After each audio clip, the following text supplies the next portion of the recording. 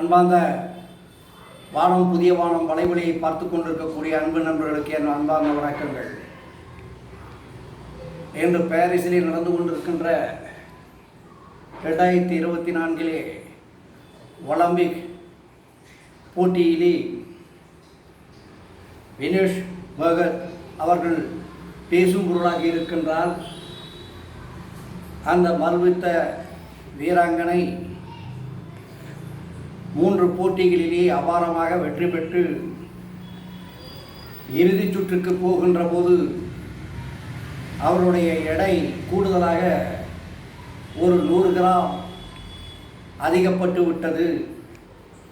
அதனால் தகுதி நீக்கம் செய்யப்படுகிறார் என்ற செய்தி அவர் தகுதி நீக்கப்பட்டதை கண்டித்து அதிர்ச்சிக்குள்ளான இந்திய மக்கள் தன்னுடைய வேதனைகளை வெளிப்படுத்தினார்கள்.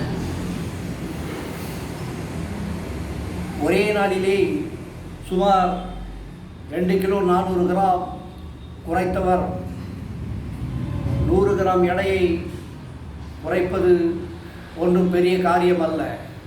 அது மிக எளிதில் குறைக்கப்படக்கூடிய ஒன்றுதான் என்பது சக விளையாட்டு வீரர்களின் கருத்தும், மருத்துவர்களின் கருத்தும், ஊடகவியலாளர்களின் கருத்தும், மக்களின் கருத்தும் அதுதான்.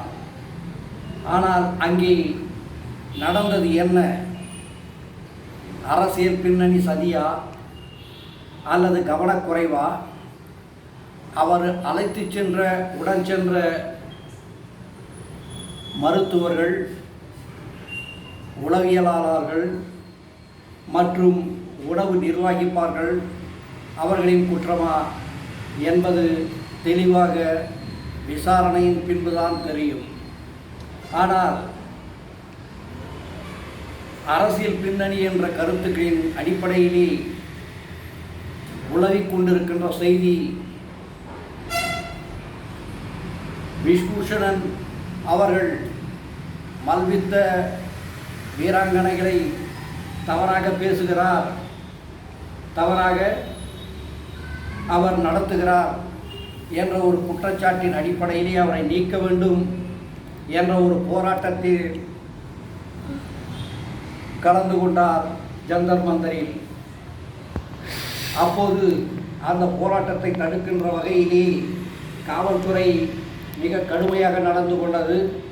அதிலே இவரையும் குண்டுக்கட்டாக தூக்கி கொண்டு போகின்ற காட்சிகளெல்லாம் ஒளிபரப்பப்பட்டது. அன்றைக்கே அவர் தன்னுடைய வலைவலி பக்கத்திலே தெரிவித்திருந்தார், இது நிச்சயமாக என்னுடைய மல்யுத்த போட்டிக்கு இடையூறாக ஏற்படும். நான் கலந்து கொள்ள முடியுமா முடியாதா? அப்படி கலந்து கொண்டாலும் அதில் வெற்றி பெறுவதற்கான வாய்ப்புகளை ஏற்படுத்துவார்களா அல்லது கடைசி நிமிடத்தில் ஏதேனும் தடைகள் ஏற்படுமா என்ற ஒரு சந்தேகத்தின் அடிப்படையிலே அவர்கள் கருத்து தெரிவித்திருந்தார்கள். அது இன்றைக்கு பரவலாக உலவிக் கொண்டிருக்கிறது. அது மையப்படுத்தி அரசியல் ரீதியான விளைவுகளாக அவருக்கு ஏற்பட்டது என்ற ஒரு கோணத்திலேயும் பார்த்து கொண்டிருக்கின்றார்கள்.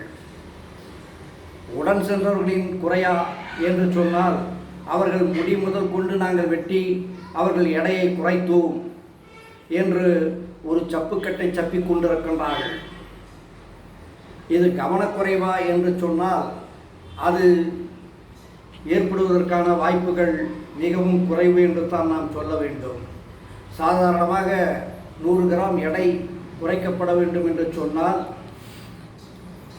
தைலத்தை சாதாரணமாக நாம் தலைவலிக்கு பூசக்கூடிய தைலத்தை பூசிக்கொண்டு உடல் முழுவதும் ஒரு 5 நிமிடம் போர்வையிலே போர்த்து கொண்டிருந்தால் நம் உடம்பிலே இருக்கக்கூடிய நீர் வேர்வையாக 100 கிராம் 150 கிராம் என்று கூட 10 நிமிடத்தில் வெளியேறிவிடும்.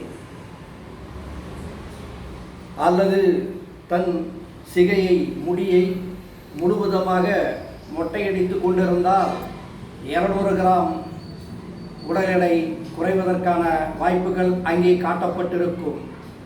ஒலிம்பிக்கில் அது மொட்டையடிப்பது தடை செய்யப்படவில்லை. வேறு ஏதேனும் மருந்து உட்கொண்டால் அது ஊக்க மருந்தில் சேர்ந்துவிடும் என்று சொல்லுகின்றார்கள்.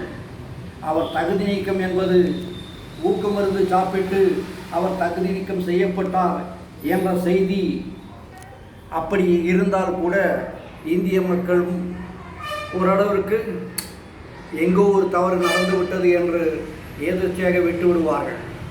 ஆனால் இது தகுதி நீக்கம், அதுவும் ஒரு 100 கிராம் எடை பிரிவில் என்று சொல்லப்படுவது அது வேதனையான ஒரு விஷயம், வருத்தப்படக்கூடிய விஷயம். இது திட்டமிட்ட சதியாக இருந்தாலும் சரி, கவனக்குறைவாக இருந்தாலும் சரி, ஏதோ ஒன்று அது விசாரணைக்கு கண்டிப்பாக எடுத்துக்கொள்ளப்பட வேண்டும், விசாரிக்கப்பட வேண்டும்.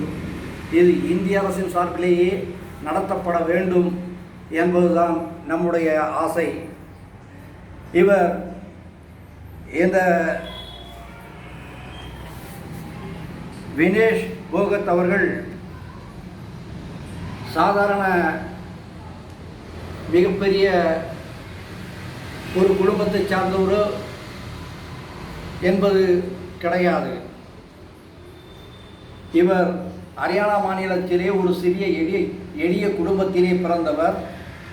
இவருடைய பெரியப்பா மகேந்தர் சிங் அவர்கள் மல்யுத்த போட்டியிலே சிறப்பாக விளையாடி பல பதக்கங்களை வெற்றி பெற்றார். இந்தியாவிற்கு தங்கப்பதக்கம் வாங்க வேண்டும் நாம் என்ற ஒரு கோணத்திலே சென்று கொண்டிருந்தவர். அவர் வயது மூப்பின் காரணமாக தன்னால் வாங்க முடியவில்லை, தன் பிள்ளைகள் வாங்குவார்கள் என்று நினைத்தார்.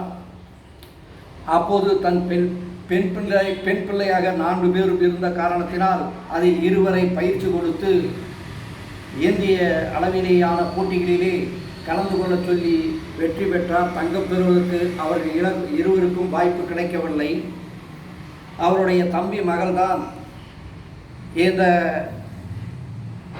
வினேஷ் போகத் என்பது குறிப்பிடத்தக்கது. ஆக மல்யுத்த பாரம்பரியத்திலே வந்த ஒரு ஏழை குடும்பத்தில், ஏழை விவசாயியின் குடும்பத்திலே இருந்து வந்தவர் தான் இவர். அப்படிப்பட்ட ஒருவருடைய கனவு தங்கம் வெல்வதிலே தான் இருக்கும். அவர் குடும்பமே ஒட்டுமொத்தமாக இந்தியாவிற்காக ஒரு தங்கப்பதக்கம் வென்றே ஆக வேண்டும் என்ற குறியீடில் நோக்கத்தில் பயணிக்கப்பட்டவர்கள். அவரை இப்போது தகுதி நீக்கம் 100 கிராமில் செய்தார்கள் என்று சொல்லுவது அது அவர்களுடைய நோக்கத்தை ஹரியானாவை மட்டுமல்ல, இந்தியாவில் உள்ள 40 கோடி மக்களையும் வருத்தப்பட செய்திருக்கிறது என்று தான் சொல்ல வேண்டும். இதில் அரசியல் விளையாடி கொண்டிருக்கிறார்கள் என்று சொல்லுகின்றார்கள். அவர் வயநாட்டிலே போட்டியிட்டு எம்பியாக மாறுவார் என்ற ஒரு கருத்து ஊடகங்கள் தெரிவித்துக் கொண்டிருக்கிறது. இருக்கலாம், வரலாம், தவறு ஒன்றும் கிடையாது. ஜனநாயகத்தில் யாரை வேண்டுமானாலும் தரலாம். அவர்களுடைய நோக்கம் ஒலிம்பிக்கில் தங்கம் பெறுவது.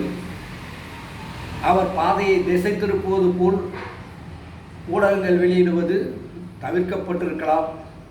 அப்படி ஒரு சூழ்நிலை அங்கே வயநாட்டில் இவர் எம்பியாக நிற்க வைக்கப்பட்டால் இதற்கு எதிர்மறை ஆற்றக்கூடிய எம்பியாக கிரிக்கெட்டிலே இருந்து ரோஹித் சர்மா, விராட் கோலி என்று எதிர்வரிசையில் நிறுத்தப்பட்டால் அங்கேயும் அவருக்கு மன உளைச்சல்கள் தான் அதிகம் ஏற்படுத்தும். அவரை சற்று அமைதியாக இருப்பதற்கும் அமைதியான வாழ்க்கை வாழ்வதற்கும் ஊடகங்களும் அரசியலும் விட வேண்டும். அவர் மீண்டும் தங்கம் வெற்றி பெற்று இந்தியாவில் தன்னை தங்கம் வெல்ல விடாமல் எந்த போட்டியிலிருந்து விலகியதற்கான பழி தீர்ப்பாக இருக்கும். அவர்கள் மீண்டும் போட்டியிலே கலந்து கொண்டு தங்கம் வெல்வதுதான் அவருடைய லட்சியம். அவர் பாதையில் அவர் வெல்ல வேண்டும்.